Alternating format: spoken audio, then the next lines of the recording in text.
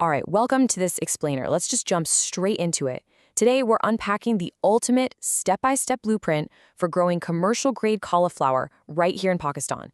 If you're looking to turn a standard field into a highly profitable, high-yield operation, well, it really comes down to an exact science. We're going to look at the exact variables, the precise timings, and the hands-on techniques you need to absolutely master this crop. And listen, when I say profitable, I'm talking about a massive potential yield of up to 15 tons per acre. Literally, 15 tons of premium market-ready produce. Now, your average yield might sit around, say, 8 to 12 tons. But making that jump, hitting that 15-ton maximum threshold, that doesn't happen by accident. It requires strict adherence to the methodology we're about to cover and really understanding the plant's needs at every single stage of its life. So to get you that impressive return on investment, let's break this entire cultivation process down into 4 logical phases: seeds, soil and sowing, transplanting and nutrition, crop protection and maintenance, and finally, harvest, yield, and timing. Okay, phase 1, seeds, soil, and sowing. This is where we lay the literal groundwork. It all starts with choosing the right genetic potential. Since cauliflower is a cool season crop, its prime growing window in the plains of Pakistan is September through February. You've got reliable, popular varieties adapted to this. Think Snow Crown, White King, Snowball, Tropical 40, and Early Kunwari. Picking the right one from this lineup for your specific local microclimate, that is your absolute first line of defense against crop failure. Once you've got your seeds, you've got to prep the field. You can't just toss seeds into hard dirt and expect a miracle, right? You need to plow the field vigorously, 2 to 3 times. But here's the real secret sauce: mixing in 20 to 25 tons of well-rotted farmyard manure per acre. That is a massive injection of organic matter.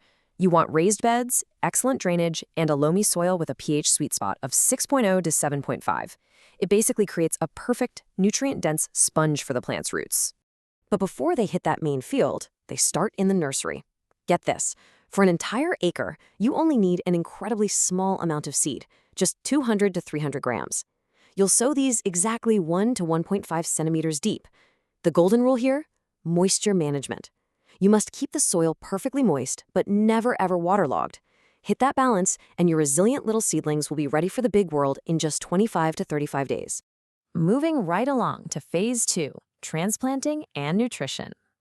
Timing and environment are everything here. You want to transplant when your seedlings have developed exactly 4 to 6 true leaves. And here's a great pro tip. Do your transplanting on a cloudy day or in the late evening. It massively reduces transplant shock.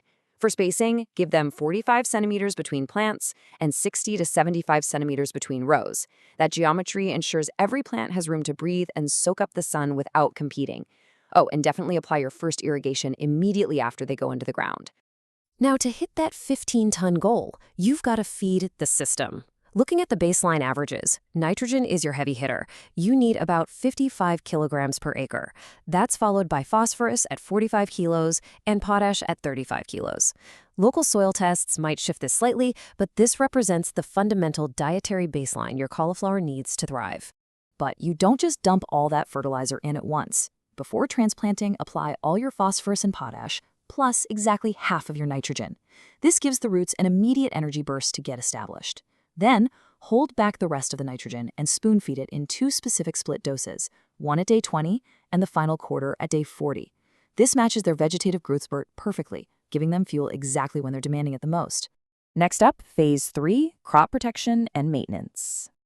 Look, a 15-ton crop is basically an all-you-can-eat buffet for nature, so you've got to be vigilant. Know your enemies. You should be in your field weekly. On the pest side, watch out for the insects that physically chew the leaves: aphids, diamondback moths, cabbage butterflies, and cutworms. On the disease side, look out for black rot, downy mildew, clubroot, and damping off. Removing heavily infested leaves immediately is your best first line of defense before reaching for those registered insecticides. Weeds and water are your other big battles in this phase. You need to aggressively weed twice, first at 20 to 25 days, then again at 40 to 45 days. While you're at it, do a light earthing up, basically pushing some soil up around the base of the plant. It gives them amazing physical support. Also, strictly avoid standing water. Cauliflower is thirsty, watering every 7 to 10 days in winter, but standing water suffocates the roots and is practically an invitation for rot diseases. Okay, as the cauliflower head or curd actually starts to form, you're going to use this awesome old school agricultural trick called blanching. It's basically a natural sun hat for your veggies. You just loosely tie the outer leaves over the developing curd to block direct sunlight. Sun exposure turns the curd a yellowish color and makes it taste bitter. Blanching keeps it that pristine, compact white that commands top dollar at the market. Which brings us to phase 4, harvest, yield, and timing, the payoff phase. All that hard work culminates right here. Depending on the variety you chose, harvest hits anywhere between 70 and 120 days after sowing. You're looking for a very specific cue. The curds must be compact, brilliantly white, and firm to the touch. You absolutely must harvest before they start to loosen or try to flour. When it's time, use a sharp knife and cleanly cut the head, but intentionally leave a few wrapper leaves attached. They act like bubble wrap, protecting that delicate white curd from bruising on its way to the market.